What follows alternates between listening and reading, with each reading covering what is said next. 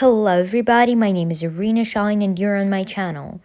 And today, it's going to be something like a podcast. I'm going to read some Great Britain history, and you can use this for just learning, like expanding your vocabulary by listening to what I'm going to read.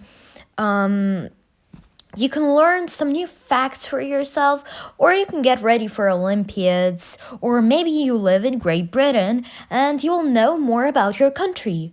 So, yeah, today I would like to start from I would like to start talking about places to see in Britain. So, I would like to start with Stonehenge. And so, yeah, let's start. Stonehenge. The Great Stone Monument of Stonehenge is the best known and the most remarkable of prehistoric remains in Britain. It has stood in Salisbury Plain for about 4,000 years. No written records exist of its origin, and it has always been surrounded by mystery. There have been many different theories, but still nobody knows why it was built. One theory is that it is a place from where stars and planets could be observed. It was discovered that the position of some stones was related to the monuments of the sun and the moon, so that the stones could be used as a calendar to predict some things as eclipses. At one time, people thought that Stonehenge was a Druid temple. The Druids were a Celtic religious group before the Norman conquest. Some people believe that the Druids were a group of priests who practiced human sacrifice and cannibalism. Another theory is that the Great Stone Circle was used to store terrestrial energy, which was then generated across the country through the so called ley lines, which are invisible channels for a special kind of power. Besides the theories of scientists, there are local legends.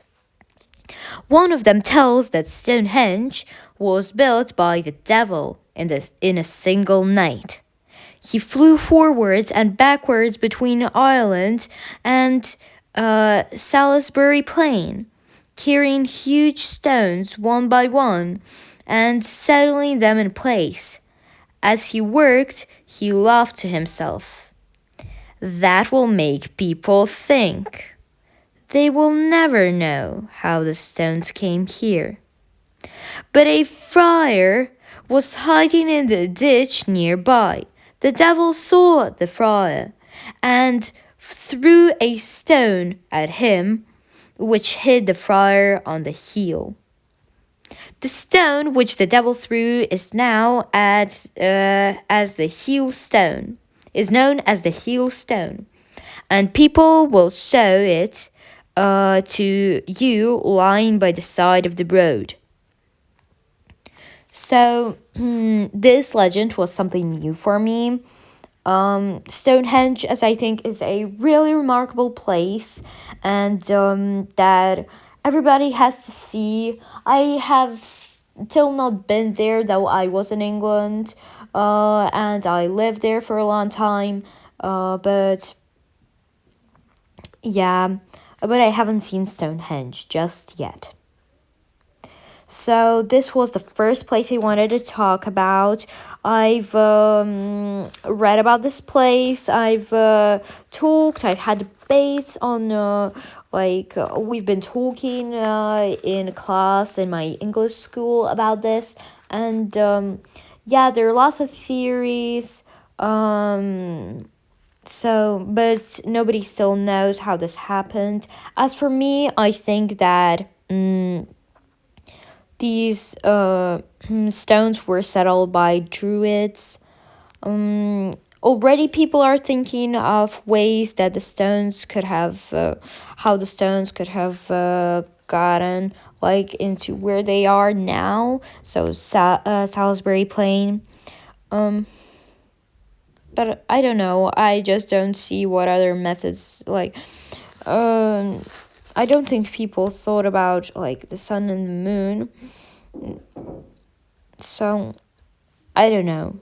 This is just what I think, and yeah, so I'd go with the Druids.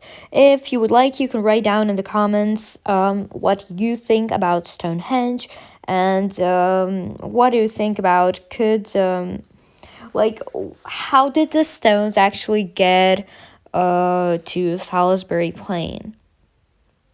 If they were like on another continent, if I am not mistaken. So, yeah, now goes the next place in England. Also, a really remarkable place, and it's called the Lake District. The Lake District is a mountainous area in the northwest of England, and it has some of England's most beautiful scenery. Some admiring visitors call it a paradise of mountain scenery and magical light. Picturesque lakes lie in deep hollows dug out by the glacier, which covered Britain during the Ice Age. Green hills, herds of sheep, and solitary farms scattered here and there are typical of the remote and surprisingly beautiful part of England. The Lake District is a national park, which means that special care is taken to make sure that the beauty of the countryside is not spoiled. The people who are responsible for preserving the Lake District's national beauty are members of the National Trust. The National Trust is a public organization which is financed by ordinary people who pay to become members. The trust was set up in 1895 by three people who thought that industrialization could spoil the countryside and ancient buildings of England and Wales.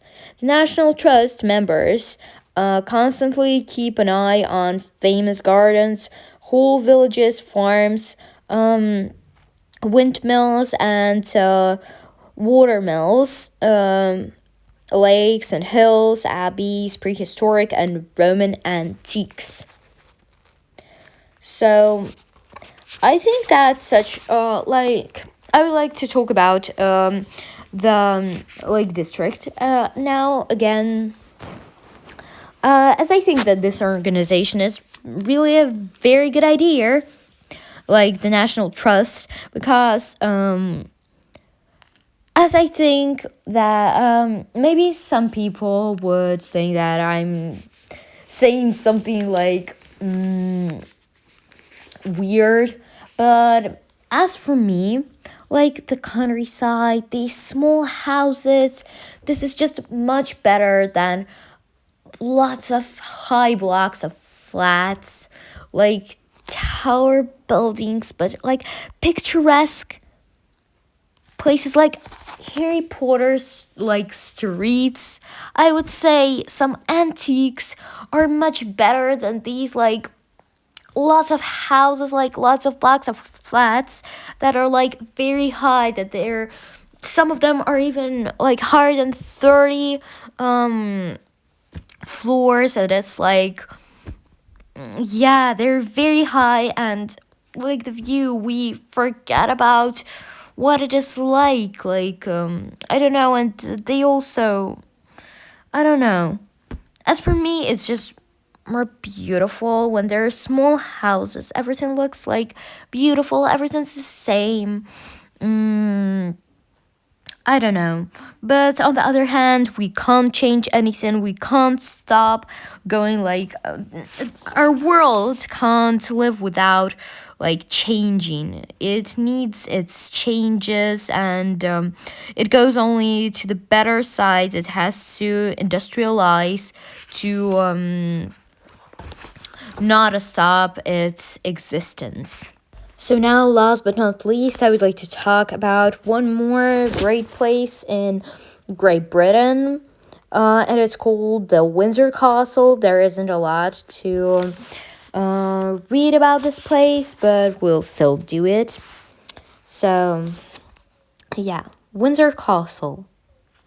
Windsor Castle, standing on a rock overlooking the River Thames, was founded by William the Conqueror and was later fortified and enlarged by almost every monarch since the Norman conquest.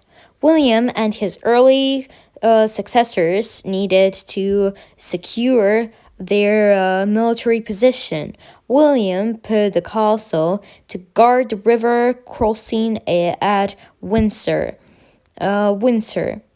Henry II built the massive round tower, every child's image of a fortress, and his grandson Henry III added some fortifications.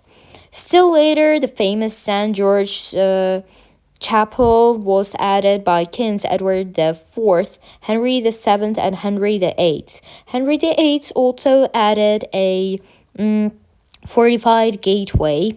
Charles II and later monarchs continued to make alterations to suit the needs of fashions on the day, including the laying out of the Great Park as their personal estate.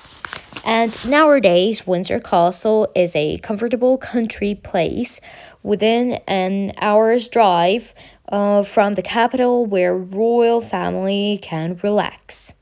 The royal family can relax. So, what can I say about the Windsor Castle? So, I think of it as a remarkable place, and the alterations that were made were something actually very like every person wants to put in something of his or her kind. And I think it was just normal that they did so. I don't know how to comment about this place. I can only say that it's a remarkable place, and that's all. So I've read and talked a bit about 3 mind-boggling places in Great Britain, and I hope you like this podcast, or what can I call this, mini lecture. And I hope to see you more on my channel. You can watch my other videos. I got some other history videos, and I've got vlogs and just fun videos you can watch. Thank you for listening to this. As I said, is it a podcast? But still, yeah, see you later in my new videos. I'll have new vlogs. Yeah, that's a spoiler because it's been my birthday on Sunday, and I still haven't published this vlog. I'm very sorry about how we went to Perslava Zaleski with my family. So yeah, as I said, I hope you like this video. So like and subscribe, and bye bye.